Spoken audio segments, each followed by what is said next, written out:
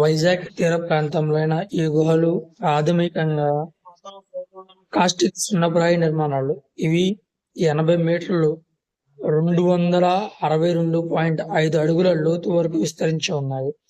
ఇవి భారతదేశంలోనే అత్యంత లోతైన గుహలుగా పరిగణించబడతాయి. 1807 జియోలాజికల్ సర్వే ఆఫ్ ఇండియాకి చెందిన విలియం కింగ్ జార్జ్ ఈ గుహలను కనుగొన్నారు. ఈ గుహ 50 లక్షల సంవత్సరాలకు పైగా మూసుకుపోయి ఉంది మరియు ఇది గ్రహాంతర వాసులతో నిండి ఉందని శాస్త్రవేత్తలు అంటారు.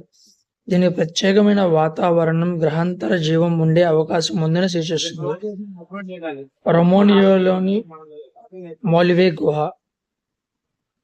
55 లక్షల సంవత్సరాల క్రితం గాలి మరియు సూర్యరశ్మి నుండి వేరు చేయబడినది.